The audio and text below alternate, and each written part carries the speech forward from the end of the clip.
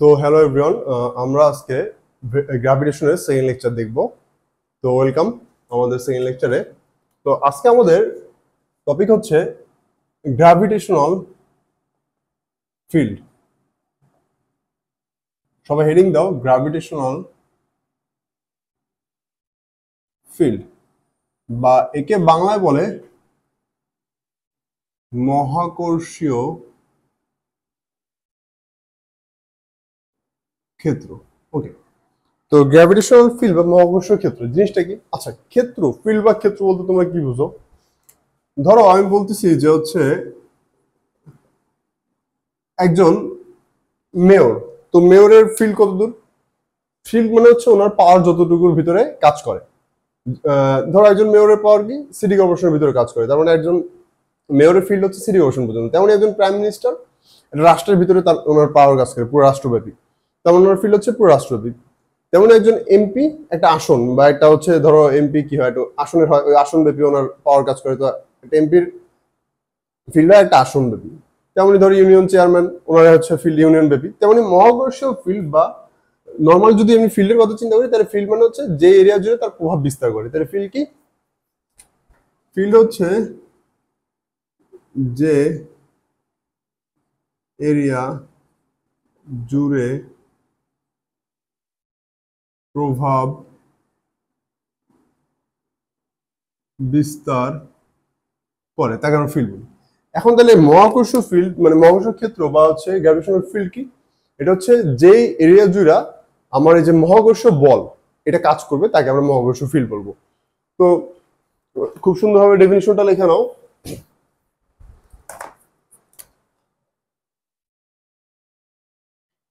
The space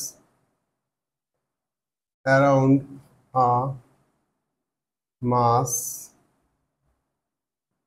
or system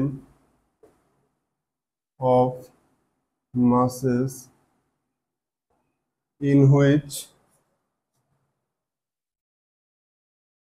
any other test mass experiences a gravitational force is called gravitational field. তাহলে এটার ডেফিনিশনটা কি? The space around a mass or system of masses in which any other test mass. তো আমাদের একটা নতুন word পেলাম আমরা, টেস্ট মাস। ওকে, তারপরে এখানে কি পেলাম? মাস অর সিস্টেম অফ মাসেস। ওকে, তো any other test mass experiences are gravitational force মানে মহাকর্ষীয় বল এক্সপেরিয়েন্স করে ইজ কল্ড গ্র্যাভিটেশনাল ফিল্ড। তার মানে আমার একটা ধরো ভর অথবা সিস্টেম অফ মাসেস, ধরো সিস্টেম অফ মাসেস বলতে এরকম কিছু একটা বোঝাচ্ছে। এখানে সিস্টেম অফ মাসেস, হ্যাঁ, এখানে অসংখ্য বিন্দু বিন্দু বিন্দু বিন্দু ভর আছে, বা এরকম হতে পারে এই পুরোটা হচ্ছে আমার একটা সিস্টেম অফ মাসেস, এরকম কিছু একটা আছে। তো এত কমপ্লেক্স কিছু আমাদের আসে না, সাধারণত এরকম কিছু আসে, একটা সিঙ্গেল পয়েন্ট মাস। আমাদের পুরো চ্যাপ্টারে পয়েন্ট মাস নিয়ে আমাদের আলোচনা। তো the space around a mass or system of masses in which any other test mass কি? ধরো আমি কোনো একটা এক্সপেরিমেন্ট করতেছি, তো 5 কেজি একটা বস্তু নিয়ে গেলাম, এখানে দেখলাম যে কত বল ওইটা অনুভব করতেছে। তা যেই মাসটা দিয়ে আমরা টেস্ট করি যে বল অনুভব করতেছি কিনা, ওটাকে টেস্ট মাস বলা হয়। তাহলে টেস্ট মাস হচ্ছে এমনি একটা র্যান্ডম মাস। তো test mass experiences are gravitational force is called gravitational field. খুবই ইজি একটা টপিক ছিল এবং ডেফিনিশনটাও খুব ইজি। ওকে, তো একটু আগে আমি বললাম যে হচ্ছে তোমার মেয়রের ফিল্ড কতটুকু? সিটি কর্পোরেশন পর্যন্ত। দেন এই গ্র্যাভিটেশনাল ফিল্ড এটার রেঞ্জ কতটুকু হবে, তাই না? মানে এই ফিল্ডটা কত দূর পর্যন্ত বিস্তৃত। আচ্ছা, তো আমরা কি বলতে পারি যে হচ্ছে এই ফিল্ডের বাইরে হচ্ছে ফোর্স শূন্য, ফিল্ডের ভিতরে ফোর্স শূন্য না? তো দেখি কোথায় ফোর্স শূন্য হয়। যেখানে ফোর্স শূন্য তার মানে এটা ফিল্ডের বাইরে। তো আমার ফোর্সের ফর্মুলা কি ছিল? Gravitational force G m1 m2 by d square বা আর। তো আমি জানি একদম ফিল্ডের বাইরে ফোর্স জিরো হয়ে যাবে, ফোর্স টেন্স টু জিরো হবে। তাহলে এখানে যদি জিরো হয়, এগুলো তো নন জিরো, এই তিনটা তো non zero, non zero, non zero. তার মানে এখানে আমরা বলতে পারি না ডি এর ভ্যালু ইনফিনিটি। তাহলে আমরা দেখতে পাচ্ছি যে থিওরিটিক্যালি হলো গ্র্যাভিটেশনাল ফিল্ড অসীম পর্যন্ত বিস্তৃত। হ্যাঁ, তো লেখো theoretically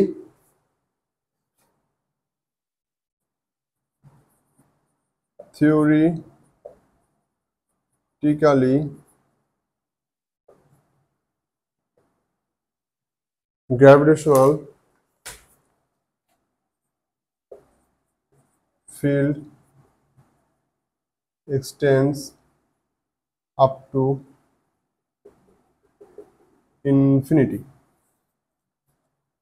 but in actual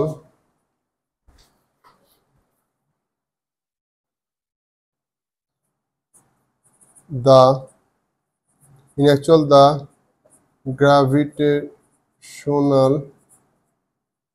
field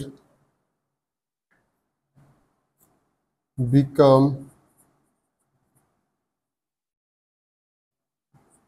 too weak to be measured beyond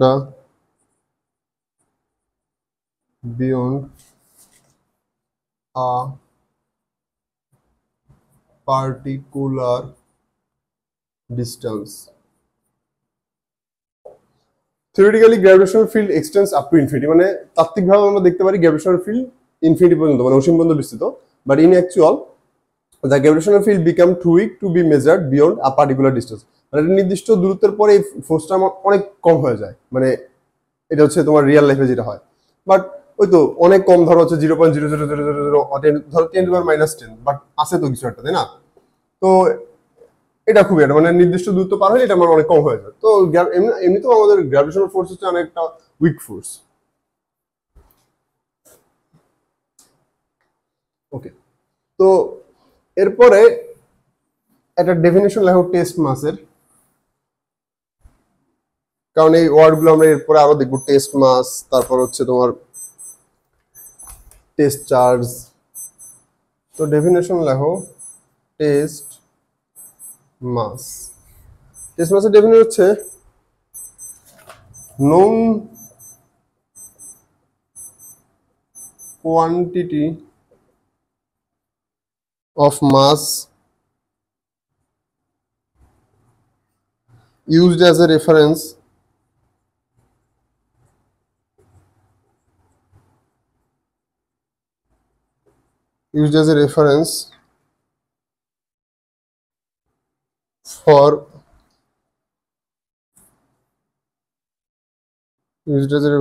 for measurement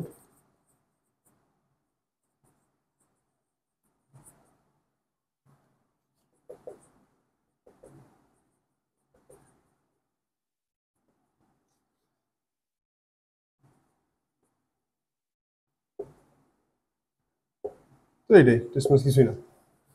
known quantity of mass used as a reference for measurement in instruments or experiments. আলহামদুলিল্লাহ। ওকে, তো এই ছিল আমাদের গ্র্যাভিটেশনাল ফিল্ড বা মহাকর্ষ ক্ষেত্র। এখন নতুন হেডিং দাও, সেটা হচ্ছে গ্র্যাভিটেশনাল ফিল্ড ইন্টেন্সিটি বা গ্র্যাভিটেশনাল ফিল্ড স্ট্রেংথ।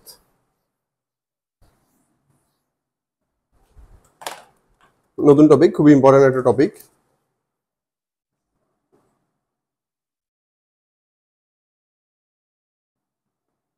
গ্র্যাভিটেশনাল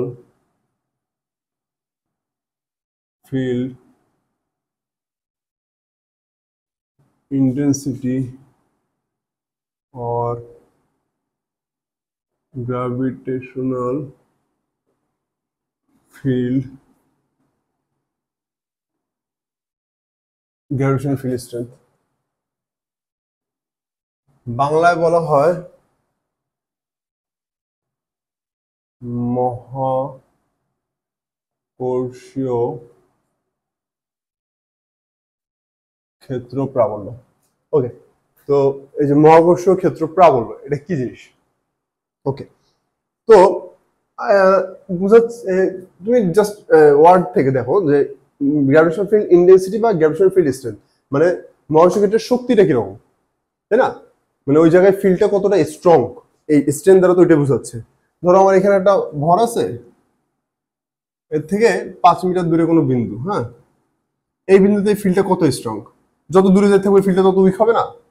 তাহলে এই ফিল্ডটা কতটা স্ট্রং এটা মেজার করার বুদ্ধি কি, আমরা এখানে একটা করতে পারি, একক ইউনিট টেস্ট মাস আনতে পারি, মানে 1 কেজি ভরের কোনো বস্তু রাখতে পারি, রাখিয়া বলতে পারি যে এখানে 1 কেজি ভরের বস্তু এত বল লাভ করতে, তার মানে ফিল্ডটা এত strong.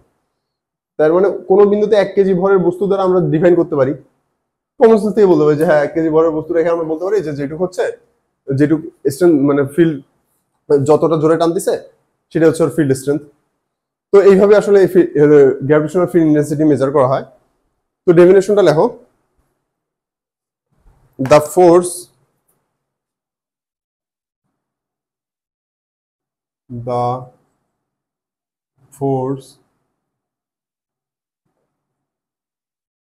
experienced by a unit test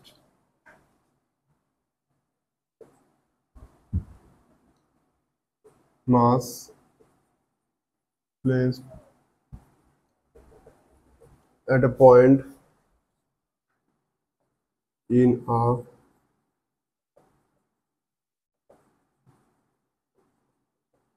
gravitational field. The force experienced by a unit test mass placed at a point in a gravitational field. মানে কোনো মহাকর্ষীয় ক্ষেত্রের কোনো বিন্দুতে 1 কেজি ভরের বস্তু স্থাপন করলে সেটি যে বল লাভ করে তাকে ওই বিন্দুর মহাকর্ষীয় ক্ষেত্র প্রাবল্য বলা হয়। তো এই ক্ষেত্র প্রাবল্য হয় কোনো বিন্দু, ধরো তুমি এই বিন্দুতে স্থাপন করছো, যে বলটা লাভ করবে ওই বিন্দু প্রাবল্য হতো, এই বিন্দুতে স্থাপন করছো, এই বিন্দুতে যত বল লাভ করবে ওইটা হচ্ছে ওই বিন্দু প্রাবল্য। তো প্রাবল্য একটা ভেক্টর রাশি, লেখো ভেক্টর কোয়ান্টিটি। কেমনে দেখো, আমরা ধরলাম এই বিন্দুতে 1 কেজি ভরের এম ভরের বস্তু স্থাপন করছি, তাহলে যে বলটা লাভ করবে সেটাকে আমি বলতে পারি F equals to G m1 m2, এটা ধরো হচ্ছে m1, এটা ধরো m2 by R square r cap, এটা ধরো একক ভেক্টরটা, হ্যাঁ ভেক্টর ফরম্যাটে লিখলাম। ওকে, তো এখান থেকে আমি যদি হচ্ছে একে যদি m2 দ্বারা ভাগ করি, এইটা তো m2 ভরের বস্তু স্থাপন করলে যে বলটা লাভ করে, তাহলে আমি 1 কেজি ভরের বস্তু স্থাপন করলে যে বলটা লাভ করবে সেটা কি হবে, f বাই m2 দ্বারা ভাগ করলাম, করলে আসবে কি G m1 by R square r cap. এটা কি বলা হয় ই, ঠিক আছে? তো এটা একটা ভেক্টর রাশি, কারণ আমরা একটা ভেক্টর রাশি একটা স্কেলার দ্বারা ভাগ করলে ভেক্টরই থাকে আলটিমেটলি। তো এই ই এর তোমার অ্যাকচুয়াল ফরম্যাটটা এরকম, মানে আমরা সবসময় এইভাবেই লিখবো, একে আমি ক্যাপিটাল এম ধরবো, হ্যাঁ একে আমি 1 কেজি ধরবো, তাহলে ই কে আমি বলতে পারি না এফ 1 কেজি বা GM by R square r hat, বা ই এর যদি আমি জাস্ট মানটা দেখি, মান কত, জিএম বাই আর স্কয়ার। এগুলো হচ্ছে তোমার বিন্দু ভরের জন্য, এই যে তোমার এইটা বিন্দু ভর না, বিন্দু ভর বা বিন্দু ন্যায় যে ভরগুলো আছে ওগুলোর জন্য এটা ইয়ের ফর্মুলা। কিন্তু এর অ্যাকচুয়াল ফর্মুলা হচ্ছে E equals to F by M. ধরো তোমার যদি সিস্টেম অফ মাস থাকতো, দেখাচ্ছি, এটা তুলে নাও সবাই।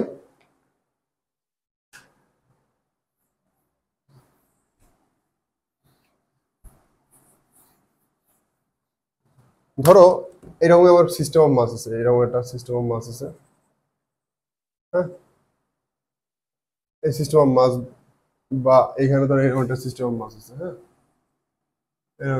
সিস্টেম অফ মাস আছে। তো এইখানে এই বিন্দুতে তোমার ই এর মান বের করার ফর্মুলা হয়তো তখন এই যে এটা এফ বাই এম।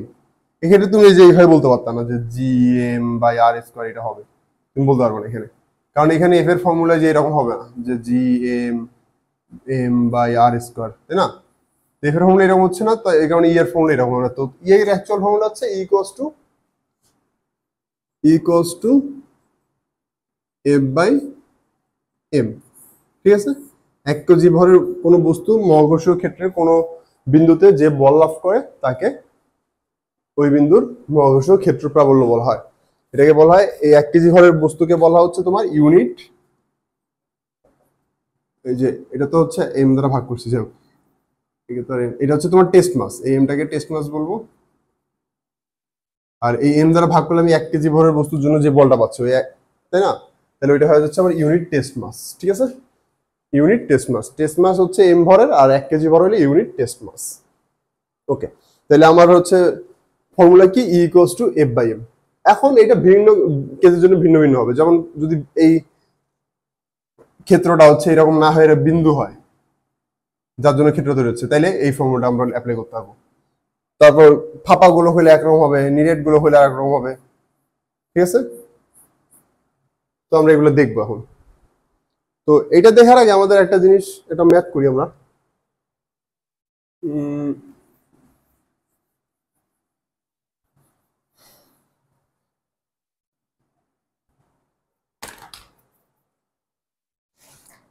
কোশ্চেনটা হচ্ছে, আচ্ছা তার আগে আমাদের এককটা দেখা উচিত। ই ইকুয়ালস টু কত, এফ বাই এম। তাহলে ই এর ইউনিট কি হবে, এফ এর ইউনিট কি নিউটন, এম এর ইউনিট কি কেজি, তাহলে নিউটন পার কেজি। এটা হচ্ছে তোমার মহাকর্ষীয় ক্ষেত্র প্রাবল্যের বা গ্র্যাভিটেশনাল ফিল্ড ইন্টেন্সিটির ইউনিট।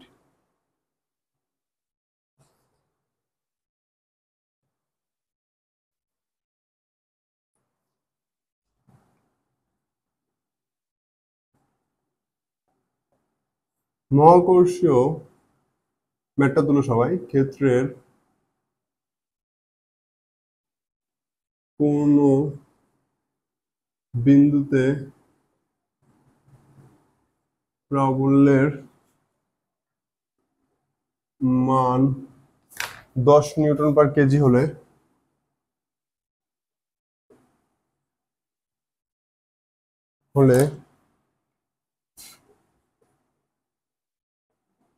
ওই বিন্দুতে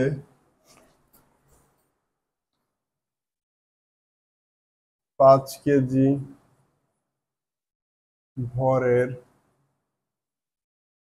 কোনো বস্তু স্থাপন হলে তা কিরূপ বল অনুভব করবে। তো এটা হচ্ছে মহাকর্ষীয় ক্ষেত্রের কোনো বিন্দুতে প্রাবল্যের মান 10 নিউটন পার কেজি হলে ওই বিন্দুতে 5 কেজি ভরের বস্তু স্থাপন করলে তা কিরূপ বল অনুভব করবে। তার মানে আমার কোশ্চেনে ই এর মান দেওয়া আছে কত, 10 নিউটন পার কেজি। হ্যাঁ, আর আমরা কি জানি, ই ইকুয়ালস টু কত, এফ বাই এম। আমাকে এফ বের করতে বলছে, তাহলে এফ ইকুয়ালস টু কত, এম ই। তাহলে 5 গুণন 10 বা 50 নিউটন। ইজি একটা ম্যাথ ছিল, একদম ইজি, এই ধরনের জীবনে আসবেও না। ওকে, এরপরে দেখো, হেডিং দাও, superposition of gravitational field intensity.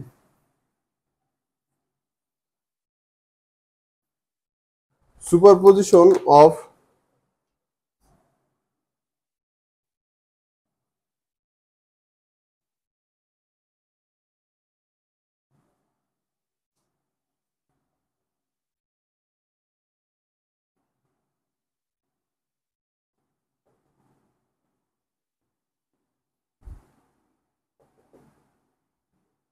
বা মহাকর্ষীয় ক্ষেত্র প্রাবল্যের উপরিপতন।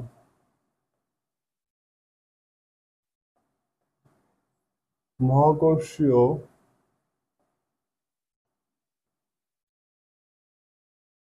ক্ষেত্র প্রাবল্যের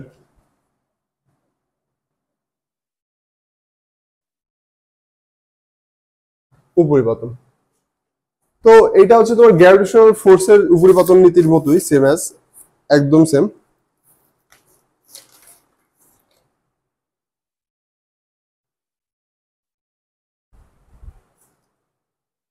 তো লেখো, for a collection of point masses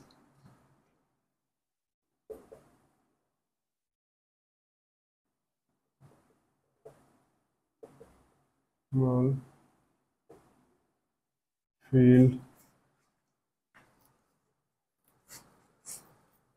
field intensity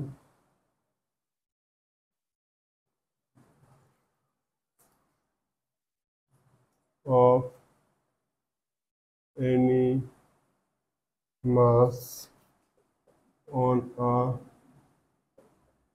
point is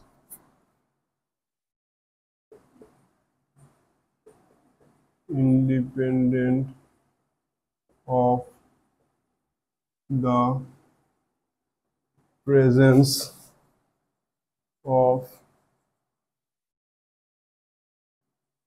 other masses। তো এটা দ্বারা কি বোঝাচ্ছে, ধরো আমার এখানে একটা ভর আছে m1, এখানে একটা ভর আছে m2, এখানে একটা ভর আছে m3।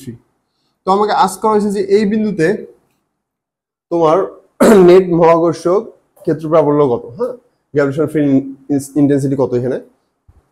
তো এই ভরগুলোর উপস্থিতির কারণে এই বিন্দুতে তোমার ক্ষেত্র প্রাবল্যের কোনো চেঞ্জ হবে না, মানে এর কারণে যে এর ফোর্সের কোনো মানের চেঞ্জ হবে এরকম না।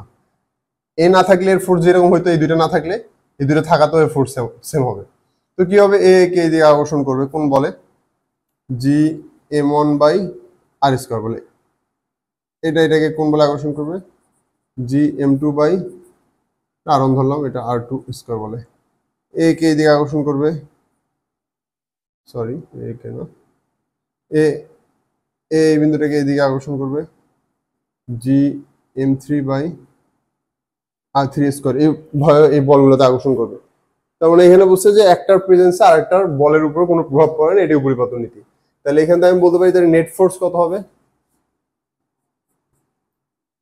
ই নেট, এটা ভেক্টর যেহেতু তাহলে ভেক্টর ভাবে যোগ করতে হবে, summation of E1 plus E2 plus dot dot up to En।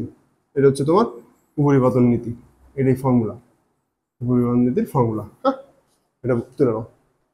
ওকে, তো এটা ম্যাথ দেখলে আরো ক্লিয়ার হবে টপিকটা। এটা ম্যাথ দেখি আমরা, ম্যাথটা হইলো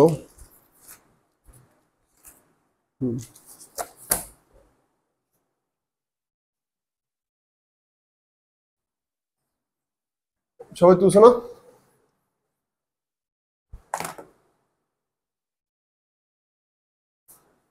আমার একটা বর্গ আছে যার বাহুগুলা এ এবং তিনটা শীর্ষবিন্দুতে এম ভরের তিনটা বস্তু আছে। হ্যাঁ, তো বলছে তোমার চতুর্থ শীর্ষবিন্দু, এটা ধরো আমার এ বিন্দু, বি বিন্দু, সি বিন্দু, ডি বিন্দু। তো বলছে তোমার ডি বিন্দুতে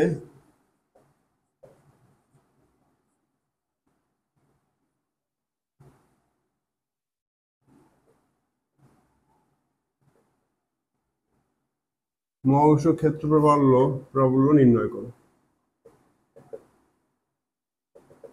ওকে, তাহলে কি করতে হবে, আমার এখানে তিনটা ভেক্টর নিতে হবে। তাহলে ডি বিন্দু, এই যে সি বিন্দুর জন্য এর প্রাবল্য কোন দিকে হবে, এই দিকে হবে, এর জন্য এটা কোন দিকে হবে, এই দিকে হবে, এর জন্য এটা হবে এইদিকে। তাহলে এই তিনটা ভেক্টর তোমার যোগ করতে হবে, তাই না? এই তিনটা ভেক্টর যোগ করলে আমরা হচ্ছে লব্ধি ভেক্টরটা পাবো। তো আমরা এটা হচ্ছে ক্যালকুলেটর ইজিলি করতে পারি, হাতে কলমেও করতে পারি, বাট ক্যালকুলেটর আমি করবো, তোমাদেরকে ক্যালকুলেটর করা দেখাচ্ছি ইজিলি। তাহলে ইডি ইকুয়ালস টু কয়টা, তিনটার যোগফল, ইএ প্লাস ইবি প্লাস ইসি, ইএ প্লাস ইবি প্লাস ইসি। হ্যাঁ, তো ইএ এই ভেক্টর, এটার মান কত, এগুলো যেহেতু বিন্দু ভর, তো বিন্দু ভরের জন্য আমরা ফর্মুলা জানি কি, জি এম, এম এর মান কত, 16 এম বাই আর স্কয়ার। তো আর এর মান কত এখানে, এ স্কয়ার। এটা অ্যাঙ্গেল কত, এটা আমি যদি এভাবে এক্স ওয়াই অক্ষ চিন্তা করি, এটাকে এক্স অক্ষ, এটাকে ওয়াই অক্ষ চিন্তা করি, তাহলে এটা এক্স অক্ষের সাথে কত ডিগ্রি কোণে আছে, 180 ডিগ্রি কোণে আছে, এই যে ভেক্টরটা। তাহলে এখানে 180 দিলাম। পরে এইটা, এর জন্য এদের মধ্যে হচ্ছে দূরত্ব কত, বর্গের কর্ণ আমরা জানি কত, √2a, তাই না? তাই এক্ষেত্রে G M by √2a square, এটার অ্যাঙ্গেল কত, এটা 90, এর সাথে এটা কত 45, তাহলে 135। লাস্টেরটা এই যে এটা, এটা হচ্ছে G M by a square, এটার অ্যাঙ্গেল 90 ডিগ্রি। হ্যাঁ, তাইলে আমি যদি এখান থেকে তিনটা থেকে G M by a square common নিই, G M by a square common নিলে আসে এরকম on at an angle and 180 degree plus 1 by √2 square মানে কত, half at an angle 135 plus 1 at an angle 90 degree. তাহলে আমি G M by a square এভাবে রেখে দিলাম, এগুলোর যোগফল কত আসে দেখি ক্যালকুলেটারে। ক্যালকুলেটারে আশা করি তোমরা এগুলো করতে পারো, তোমাদের দেখাইছিলাম, আবার দেখাচ্ছি আমি স্ক্রিনে। তো দেখো এই যে ক্যালকুলেটর অন করলাম, হোম বাটনে যে আমি এখানে কমপ্লেক্স চুজ করলাম, কমপ্লেক্সের ফার্স্টে ভেক্টরটা তুলি, on complex angle, on angle 180 plus 0.5 angle 135 plus on angle 90, এই তিনটা, ঠিক আছে? তাহলে এই তিনটা যদি আমি যোগ করি, তাহলে যোগ করার পর এটা হচ্ছে রেক্ট্যাঙ্গুলার আসছে, এখন আমি এটা পোলারে নিয়ে গেলাম, তাহলে আসলো, তাহলে 1.91 এট অ্যাঙ্গেল 135, তাহলে কত আসলো, 1.91 এট অ্যাঙ্গেল 135, তাহলে এটা কত আসে, 1.91 জিএম বাই,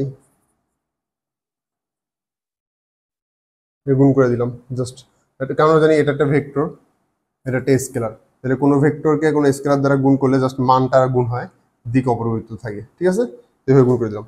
তাহলে এটা হচ্ছে আমার ডি বিন্দুতে মহাকর্ষ ক্ষেত্র প্রাবল্য, ভেক্টর যেহেতু ক্ষেত্র প্রাবল্য ভেক্টর এসে একদম ভেক্টরালি বেরোয়, এটা হচ্ছে তোমার মান ওই বিন্দুতে, এটা হচ্ছে দিক, তার মানে 135 মানে এই দিকে, এই বস্তুর নেট প্রাবল্য এই দিকে, ঠিক আছে? ওকে,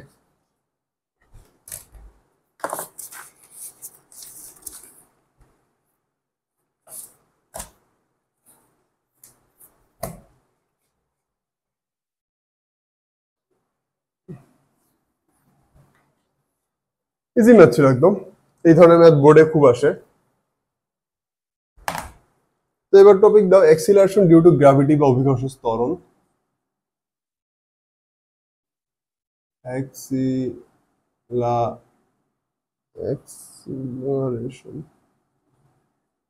acceleration due to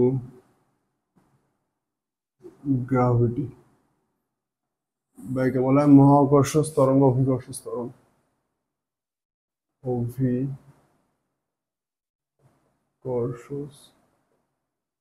ত্বরণ। আচ্ছা, এটা কি জানিস, ধরো কোনো ভূপৃষ্ঠে ধরো কোনো এম ভরের বস্তু আছে, ওটা হচ্ছে অভিকর্ষ বলের প্রভাবে যে বলটা লাভ করে, যে ত্বরণটা লাভ করে, এটা হচ্ছে অভিকর্ষ ত্বরণ। ধরো আমার এটা পৃথিবী,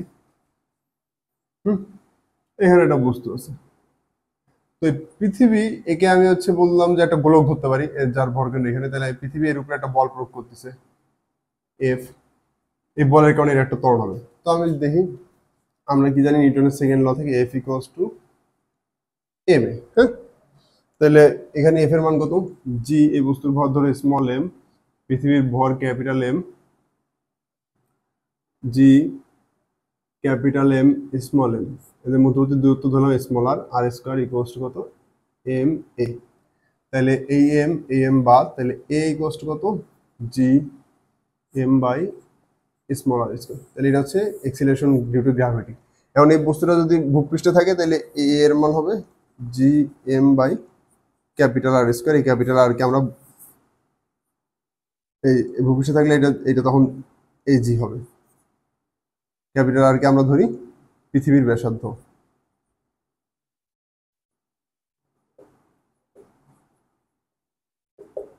ঠিক আছে? তাহলে এটা হচ্ছে অভিকর্ষ ত্বরণের মান, আর এটা ভূপৃষ্ঠে থাকলে যেটা জি, হ্যাঁ, আমরা যেটাকে 9.8 ধরি, হ্যাঁ? তো এগুলো নিয়ে আমাদের আরো বিস্তারিত আলোচনা আছে পরবর্তী লেকচারগুলোতে, আপাতত এইটুকু জানা রাখলেই হচ্ছে যে কিভাবে আসলে এটা, এটা অনেকেই তোমরা জানো আগে থেকে।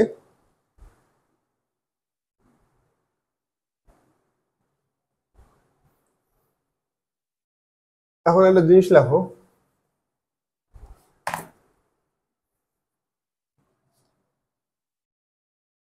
ফর আর্থস gravitational field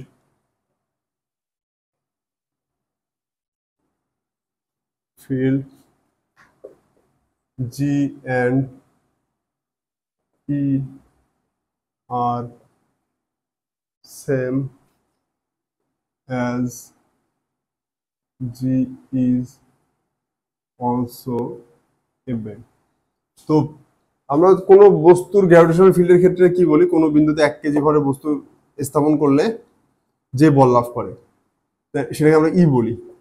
তো এই পৃথিবীতে 1 কেজি ভরের কোনো বস্তু স্থাপন করলে যে বলটা লাভ করে, যে ত্বরণটা লাভ করে, মানে যে বল লাভ করে ওকে জি বলা যায় না। ধরো আমি 1 কেজি ভরের একটা বস্তুর ত্বরণ কত 9.8, তাহলে বল কত 9.8 গুণন 1, তাহলে 9.8 মানে জি। তাহলে পৃথিবীর ক্ষেত্রে যেটাকে আমরা জি বলতেছি ওইটা আসলে তোমার মহাকর্ষ ক্ষেত্র প্রাবল্য। তার মানে অভিকর্ষ ত্বরণ কি একটা পৃথিবীর জন্য মহাকর্ষ ক্ষেত্র প্রাবল্যের মান, এটা হচ্ছে আমার অভিকর্ষ ত্বরণ।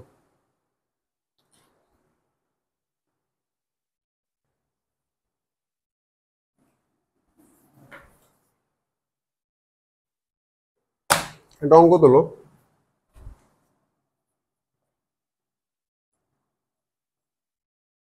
পৃথিবীর 2 গুণ ভর ও ব্যাসার্ধ বিশিষ্ট গ্রহের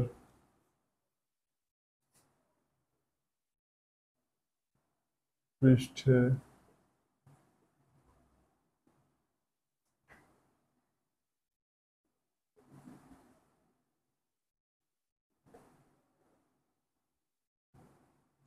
অভিকর্ষ ত্বরণের মান কত?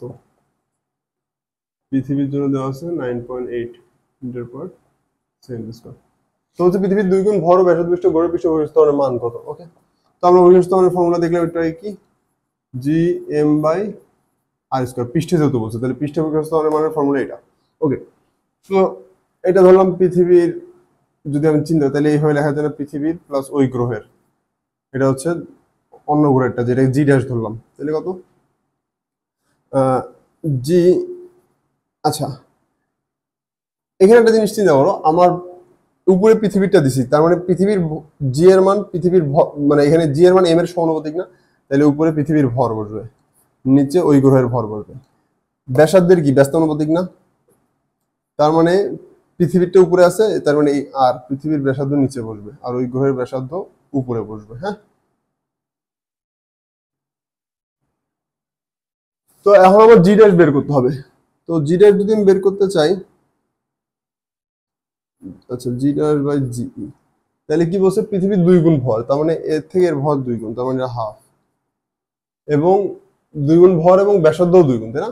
তার মানে আমি যদি একে বলি আর ড্যাশ বাই, তাহলে 2 স্কয়ার করা যায়, তাহলে কত আসে 4 বাই 2 আসতেছে, তাহলে হচ্ছে জি ড্যাশ কত আসতেছে জিই বাই 2 বা 4.9 মিটার পার সেকেন্ড স্কয়ার। তাহলে পৃথিবীর 2 গুণ ভর ও ব্যাসার্ধ বিশিষ্ট গ্রহের পৃষ্ঠ অবস্থার মান কত? 4.9।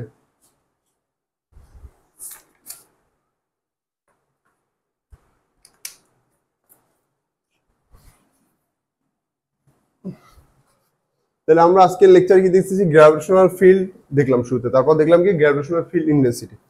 তো এখন আমরা ভিন্ন ভিন্ন কেসের জন্য গ্র্যাভিটেশনাল ফিল্ড ইন্টেন্সিটি কেমন হবে এটা দেখব। তো ফার্স্ট কেস দাও,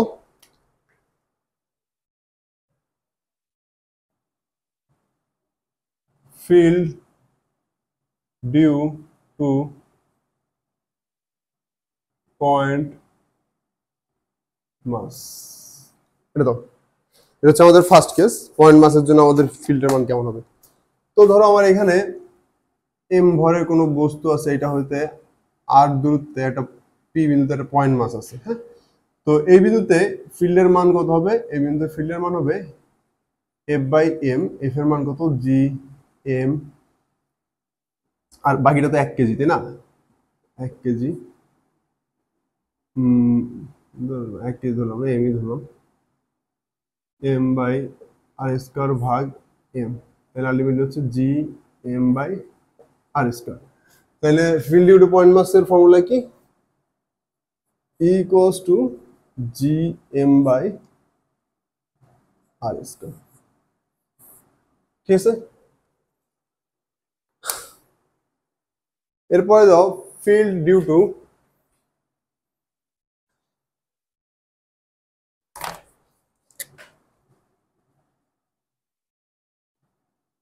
field due to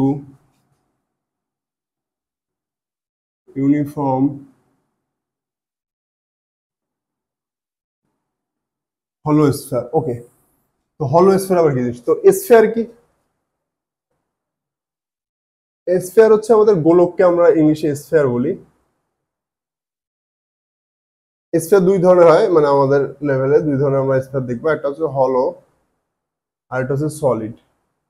তো হলো একে বলা হয় ফাঁপা গোলক, হলো স্ফিয়ার বা ফাঁপা গোলক, আর সলিড স্ফিয়ার বা একে বলা হয় নিরেট গোলক।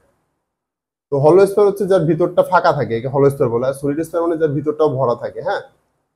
আমাদের পৃথিবী কিন্তু একটা হচ্ছে আমরা সলিড স্ফিয়ার ধরি, মানে ভিতরটাও নিরেট ধরি। যেমন আমরা যে ফুটবলের যে বলগুলো দেওয়া খেলি, তো বেশিরভাগ বলেরই হয় কি টেনিস বলের চিন্তা কত ভিতরটা ফাঁকা থাকে না, তো এগুলোকে আমরা হলো স্ফিয়ারের মধ্যে চিন্তা করতে পারি। আর সলিড স্ফিয়ার ধরো হচ্ছে বিলিয়ার্ডে যে বলগুলো দ্বারা খেলা হয়, ভিতরটা পুরোটা ভরা থাকে, এগুলো হচ্ছে আমার সলিড স্ফিয়ার। তো আমরা ফার্স্ট টপিক কি? ফিল্ড ডিউ টু ইউনিফর্ম হলো স্ফিয়ার, সুষম ফাঁপা গোলক। এখন ইউনিফর্ম কেন? আমার সব দিকে সমান ভর, এমন না যে এক সাইডটা পুরুত্ব বেশি এক সাইডে পুরুত্ব কম, এরকম তো না যে এক সাইডে পুরুত্ব বেশি এক সাইডটা পাতলা, মানে এরকম না। ইউনিফর্ম মানে হচ্ছে সব দিকে সমান ভর। এমন হইতে পারতো যে এই সাইডটা হচ্ছে মোটা বেশি, তাহলে কি আমার ইউনিফর্ম হইতো? হইতো না। এদিকে চিকন এসে মোটা, তাহলে ভরগুলো বেশি এদিকে, এরকম কেস আমরা দেখবো না। আমরা একদম ইউনিফর্ম গুলো দেখবো একদম আপাতত এই লেভেল, আমাদের লেভেলে আমরা আইডিয়াল কেস গুলো দিয়ে শিখবো। তারপর হায়ার স্টাডিজের টাইমে দেখবো যে অন্যান্য কেসে কি হতে পারে। ওকে, তাহলে আমরা কি দেখতেছি? ফাঁপা গোলকের জন্য মহাকর্ষীয় ক্ষেত্র প্রাবল্য। ফাঁপা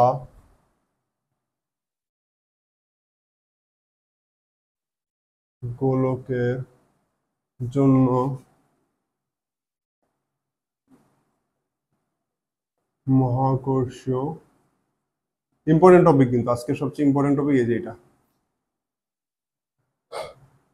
তো ধরো আমার এটা একটা ফাঁপা গোলক, হ্যাঁ, এর কেন্দ্র এখানে, এর ভর এম, ব্যাসার্ধ আর। তো এটা থেকে ধরো বাইরে কোনো বিন্দু আছে পি, আউটসাইডের কোনো বিন্দু ও, সারফেসের কোনো বিন্দু এস, অভ্যন্তরের কোনো বিন্দু আই। তিনটা বিন্দুতে আমরা দেখবো আউটসাইড, মানে যে বাইরের যে কোনো বিন্দুতে প্রাবল্যের মান দেখবো, সারফেস বা হচ্ছে পৃষ্ঠের যে কোনো বিন্দুতে দেখবো, আর ইনসাইড বা ভিতরের যে কোনো বিন্দুতে আমরা প্রাবল্যের মান দেখবো। তো ফার্স্টে হচ্ছে এক্সটার্নাল পয়েন্ট।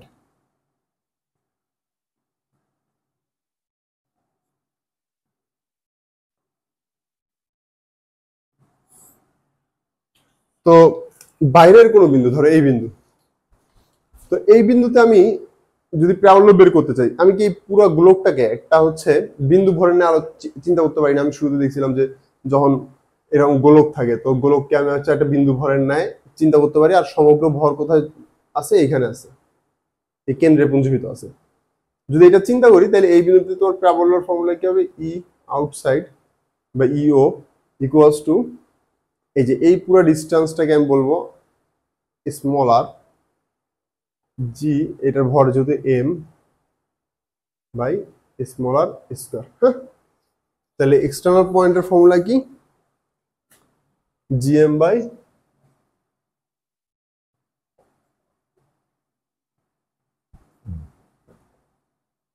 আর এটা কিভাবে বের করছি?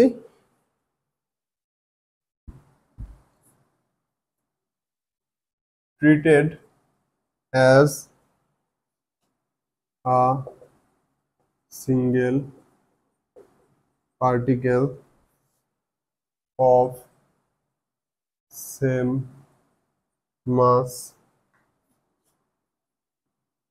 placed at its center. ঠিক আছে, আমরা চিন্তা করে নিচ্ছি যে এর কেন্দ্রে সমগ্র ভর পুঞ্জীভূত আছে, treated as a single particle of same mass placed at its center. তো এটা গেল আমার এক্সটার্নাল পয়েন্টের জন্য। এখন সারফেসের জন্য, তো সারফেসের জন্য কি হবে, তো আমি এটাকে কাছে আনতে আনতে আনতে ধর একদম সারফেসের কাছে নিয়ে আসছি, একদম সারফেসে না, সারফেসের একদম কাছে নিয়ে আসছি। তো সারফেসের একদম কাছে নিয়ে আসলে ধরো একদম কাছে মানে সারফেসই বলা যায়। তো এখানে ধরো নিয়ে আসলে কি হবে, সেম এইভাবেই হবে। তাহলে সারফেসও যে সেম ফর্মুলা, তখন আমরা সেম ভাবে ট্রিট করতে পারি। তো সারফেসের ফর্মুলা এটা কত, আউটসাইড হ্যাঁ G M by small R square, R small আরটাই এখন কি হবে, ক্যাপিটাল আর হয়ে যাবে। হ্যাঁ, এটা হচ্ছে সারফেসে। এখন ইনসাইড,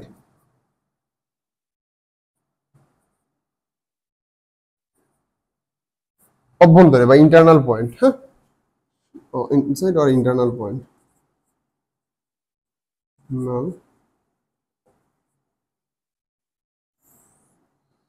তো অভ্যন্তরের ক্ষেত্রে কি হবে, ধরো এটা একটু ভালো করে চিন্তা, ধরো এই বিন্দুতে আমি বের করতে যাচ্ছি।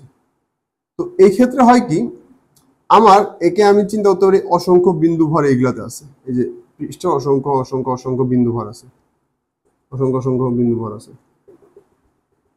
তো এই বিন্দু ভর কে এইদিকে টানতেছে, এইটাকে এইদিকে টানতেছে, এইটাকে এরকম প্রত্যেকটা বিন্দু ভর একে এইভাবে টানতেছে, তাই না, প্রত্যেকটা বিন্দু ভর একে টানতেছে। তো এই ক্ষেত্রে নেট ফোর্সটা শূন্য হয়ে যায় অভ্যন্তরের যে কোনো বিন্দু, ধরো এইখানে হও আর এইখানে হও, এর সমগ্র ফোর্স জিরো হয়ে যায়। দেখো এইখানে ধরো এই বিন্দুগুলা একে এইদিকে টানতেছে, আর এই সাইডে যত বিন্দু আছে একে এই সাইডে টানতেছে। কিন্তু এইখানে কম ভর থাকলেও এদের ডিস্টেন্স অনেক কম হতে এদের ফোর্সের মান বেশি, আর এদিকে অসংখ্য ভর থাকলেও এদের ডিস্টেন্স অনেক বেশি হতে ফোর্সের মান ওই তুলনায় বেশি না, আলটিমেটলি হয় কি সমান হয়। তো এটা কিভাবে সমান হচ্ছে আমাদের ওগুলো ডেরিভেশন দেখার দরকার নেই, আমাদের এই লেভেলে কোনো প্রয়োজনীয় ডেরিভেশন দেখার। আমরা যেটা মনে রাখবো যে অভ্যন্তরের কোনো বিন্দুতে সবগুলা ফোর্স ক্যান্সেল আউট হয়ে যায়।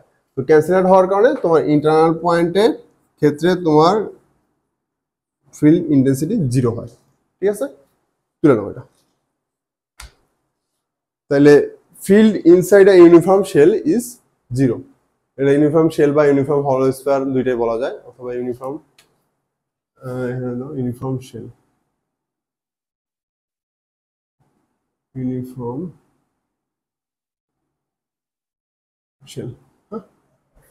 খুব সুন্দরভাবে এটা তুলে নাও। তো আমরা এখন এটার গ্রাফ আর্ট করা দেখবো।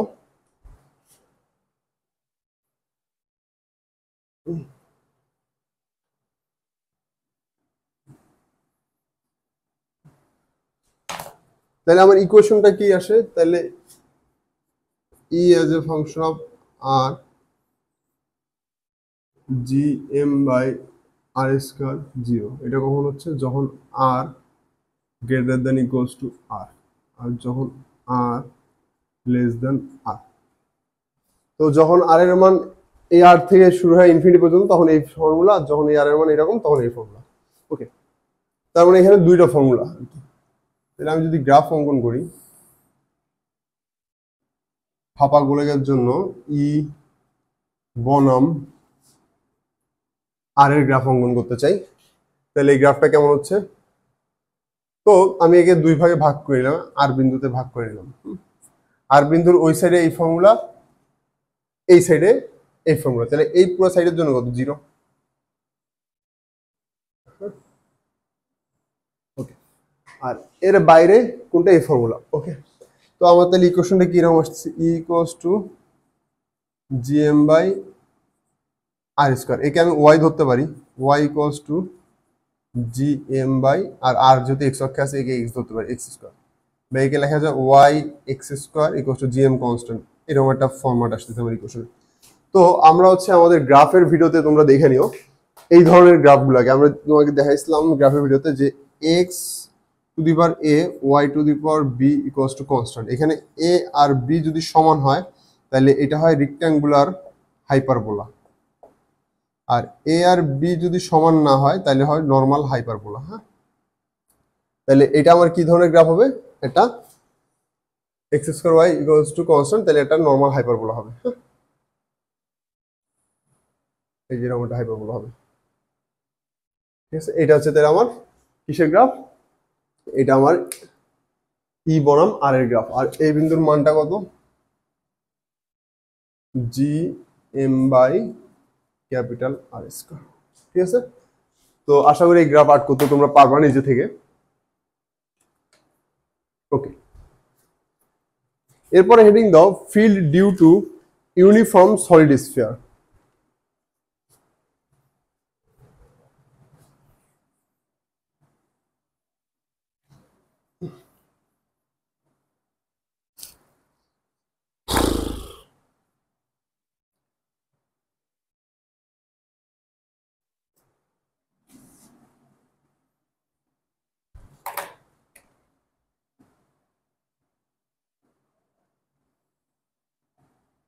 বা নেট গোলকের জন্য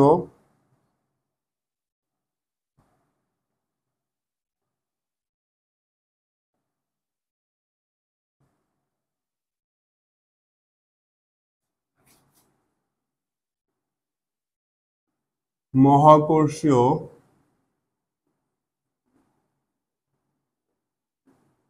ক্ষেত্রফল বলবো। হ্যাঁ, ওকে, তো নেট গোলক কি জিনিস? নেট গোলক হচ্ছে এরকম একটা গোলক যার ভিতরেও মাল জিনিস আছে, মানে ভিতরটাও ফাঁপা না, ভিতরটা ভর। হ্যাঁ, ইউনিফর্ম নেট গোলক, সুষম নেট গোলক, ইউনিফর্ম বলা আছে যেহেতু, সুষম, একদিকে বেশি ভর একদিকে কম ভর হওয়া যাবে না। তো এই ক্ষেত্রে আমি ওই তিনটা পয়েন্ট বলবো। প্রথমে হচ্ছে এক্সটার্নাল পয়েন্ট। তো সেম অ্যাজ এখানেও আমরা সমগ্র ভর কেন্দ্রে পুঞ্জীভূত আছে ধরে নিতে পারি। সমগ্র ভর কেন্দ্রে পুঞ্জীভূত আছে ধরলে বাইরের কোনো বিন্দুতে আউটসাইড, তাহলে এক্সটার্নাল পয়েন্টের জন্য কি আসে? E outside equals to G M by R square. হ্যাঁ, তাহলে এখানে আমি লিখে নিই সমগ্র ভর কেন্দ্রে পুঞ্জীভূত।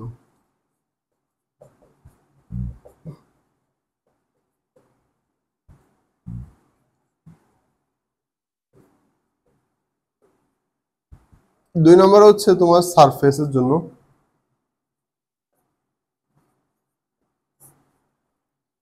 তো সারফেসের জন্য ফর্মুলা হচ্ছে ওই যে সেম এর আগের বারের মতোই, G M by capital R square.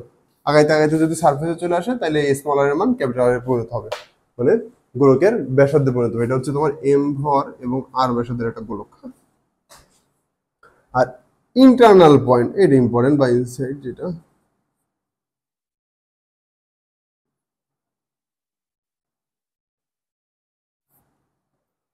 তো এই ক্ষেত্রে কি হবে? ওকে, তো ধরো এই ক্ষেত্রে আমাকে বলছে যে এই বিন্দুতে তোমার প্রাবল্যের মান কত। তো এই ক্ষেত্রে হয় কি, তোমার এই বিন্দুকে কেন্দ্র করে একটা স্মলার ব্যাসার্ধের গোলক নিতে হয়।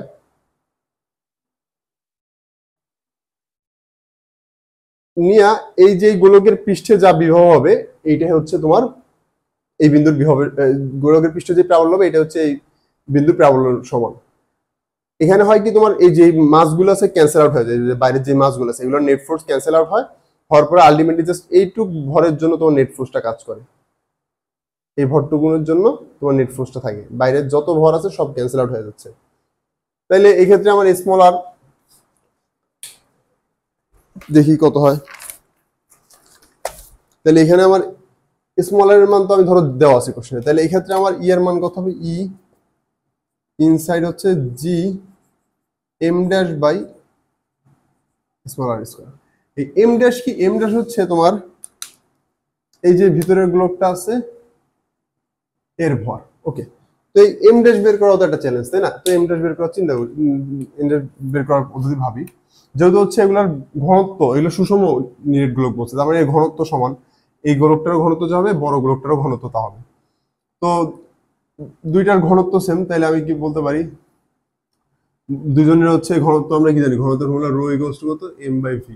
তাহলে দুজনের এম বাই ভি এর অনুপাত সেম হবে। তাহলে বাইরের গোলকটার ক্ষেত্রে ভর এম আর আয়তন 4/3 পাই আর কিউব, আর ভিতরের গোলকটার ভর এম ড্যাশ, আয়তন 4/3 পাই স্মল আর কিউব। তাহলে এখান থেকে আমি বলতে পারি M dash equals to 4/3 pi 4/3 pi কাটা M small R cube by capital R cube. হ্যাঁ, বা একে আবার এইভাবে লেখা যায় এম ইকুয়ালস টু কত, এম ইকুয়ালস টু লেখা যায় রো ভি, ভি এর মান কত 4/3 pi R cube by R cube, এই আর কিউব কাটা, তাহলে 4/3 pi rho small R cube M ড্যাশের মান। হ্যাঁ, তাহলে এখানে যদি আমি স্মল এম ড্যাশের মান বসাই জি 4/3 pi rho small R cube ভাগ আর স্কোয়ার, তাহলে কি আসে 4/3 পাই রো জি আর। এটা হচ্ছে ইনসাইডের যে কোনো পয়েন্টের ক্ষেত্রে তোমার ফর্মুলা। এখন এইটা হচ্ছে, এটা একটা ফরম্যাট, এটা আরেকটা ফরম্যাট আছে যেটা আমরা মনে রাখবো, এটা অনেকে মনে রাখে, আমি এটা মনে রাখি না, আমি নিজে থেকে এটা মুখস্থ রাখি না। আমরা কোন ফরম্যাটটা মনে রাখবো, আমি উপরটুক মিশালাম এখানে দিচ্ছি। আমরা যেটা মনে রাখবো সেটা হলো আমরা এই মানটা রিপ্লেস করব। এই মানটা যদি রিপ্লেস করি এখানে এম ড্যাশের জায়গায়, তাহলে ইনসাইড ইকুয়ালস টু হচ্ছে কত জি এম ড্যাশের মান কত হচ্ছে এম বাই কত, তাহলে কত আসছে জি এম, এই আর স্কয়ার আর এই আর কিউব কাটলে উপরে শুধু আর থাকে, আর বাই আর কিউব, বা এটাকে এইভাবে লেখা যায় G M R square small R by capital R. আমি এই ফর্মুলাটা মনে রাখি, এই যে এইটাকে কি বলা হয়, এইটাকে বলা হয় পূর্বের গোলকের জি, মানে যেটাকে আমি 9.8 জি ধরতাম। ঠিক আছে, তো কেউ এই ফর্মুলাটা মনে রাখে, এটা থেকে এটা বেশি কাজে লাগে। তোমরা চাইলে দুইটা মনে রাখতে পারো, বাট এইটা মনে রাখা মাস্ট, এটা মনে রাখতে হবে, এটা মাস্ট। তাহলে ফর্মুলা কি G M by R square small R by capital R. Okay, তো এই ছিল আমার 3টা পয়েন্টের জন্য মান। এখন আমরা এটার জন্য গ্রাফ দেখব।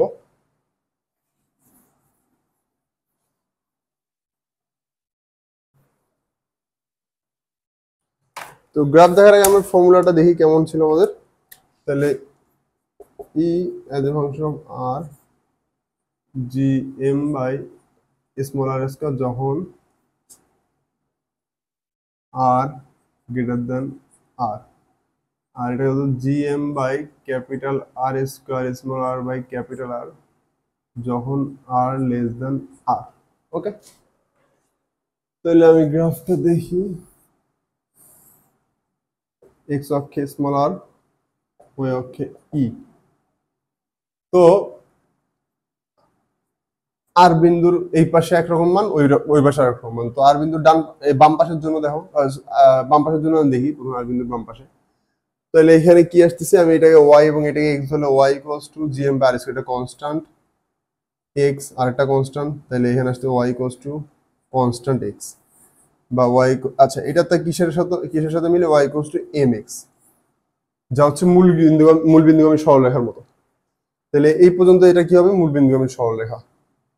হ্যাঁ, এরপরে মূল বিন্দুগামী সরলরেখা যার ঢাল ধনাত্মক। হ্যাঁ, এরপরে বাইরের বিন্দুতে, তাহলে এখানে কিরকম আসতেছে গ্রাফের ইকুয়েশনটা, Y equals to G M by X square বা Y X square equals to constant. হ্যাঁ, তাহলে একটু আগে দেখলাম কি এটা তোমার নর্মালি হাইপারবোলা, এইটা হচ্ছে তোমার এর গ্রাফ। তো এই ক্ষেত্রে দেখবা একটা জিনিস খেয়াল করা যাচ্ছে যে এই ক্ষেত্রে তোমার দুই বিন্দুতে মান সমান হওয়া পসিবল। দেখছো এই ক্ষেত্রে অসংখ্য বিন্দু আছে যে এইসব বিন্দুতে মান সমান, মানে এই বিন্দুর মানের সাথে এই বিন্দুর মানের মিল থাকতে পারে, এর সাথে এর মানের মিল, তো এক্ষেত্রে এটা সম্ভব। কিন্তু এর আগের গ্রাফে আমি এরকম সম্ভব দেখিনি। আগের গ্রাফটা কিরকম ছিল, যে এরকম ছিল থেকে এই যে এরকম। ঠিক আছে, তো এখানে ভিতরে শূন্য হচ্ছিল। তাহলে নিরেট গোলকের ক্ষেত্রে গোলকের অভ্যন্তরে এবং বাহিরে কোনো বিন্দুর প্রাবল্য সমান হওয়া সম্ভব, এটা মাথায় রাখবা।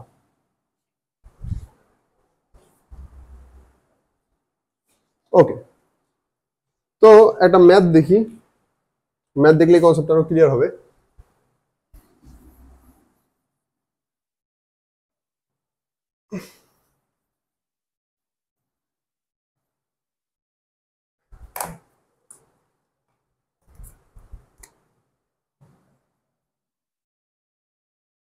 ভূপৃষ্ঠ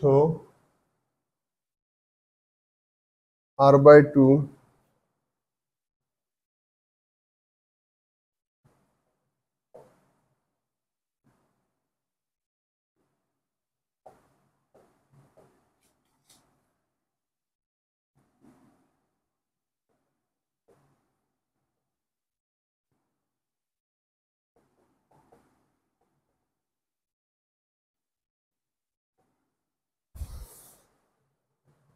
ভূপৃষ্ঠতে r/2 উচ্চতায় ও গভীরতায় মহাকর্ষীয় ক্ষেত্র প্রবলের অনুপাত কত? তো এটা ধরো আমার ভূপৃষ্ঠ, এটা পৃথিবীর কেন্দ্র, হ্যাঁ, এখান থেকে r/2 উচ্চতা, তার মানে এই হাইটটুকু কত, এই বিন্দুতে এটা হচ্ছে r/2, এবং r/2 গভীরতায় এইটুকু হচ্ছে ধরো r/2, ঠিক আছে। তাহলে এই টোটাল হাইটটা কত আসতেছে, এই টোটাল হাইটটা আসতেছে r+r/2, আর এই হাইটটুকু কত আসতেছে r-r/2, হ্যাঁ। তাহলে আউটসাইডের জন্য কত হবে, উচ্চতার জন্য gm/r+r/2 স্কোয়ার, আর ইন্টারনাল পয়েন্টের জন্য কত হবে gm/r² r-r/2/r, এটা হচ্ছে তোমার ফর্মুলা, হ্যাঁ। এদের অনুপাত কত, এত উচ্চতা গভীরতা, তার মানে EO/EI ইকুয়ালস টু তোমার r+r/2 মানে 3r/2 স্কোয়ার, এটা নিচে আসবে, গুণন r-r/2 মানে শুধু r/2, আর এইখান থেকে আর যাবে এই দুটো গুণ হয়ে উপরে যাবে r3। তাহলে এখান থেকে করলে কত আসতেছে 9/4 r² r/2 r3, এটা এটা এটা কাটা, তাহলে হচ্ছে 9/8 বা 8/9, ঠিক আছে। তাহলে EO/, তাহলে অনুপাত কত আসতেছে EO/8 অনুপাত 8:9, 8:9, এটা ছিল ম্যাথটা দুটো সবাই ইজি ম্যাথ ছিল।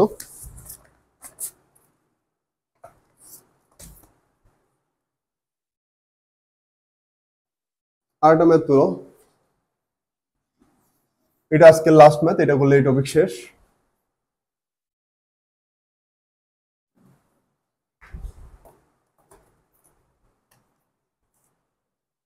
প্রশ্নটা হচ্ছে m1 ভরের একটি বিন্দু বস্তু হতে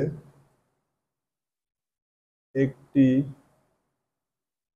বিন্দু বস্তু হতে r1 দূরত্বে প্রাবল্য m2 ভরের বস্তু হতে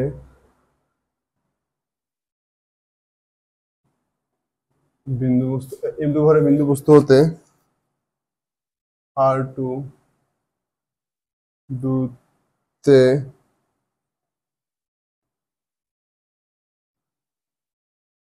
প্রাবল্যের অর্ধেক।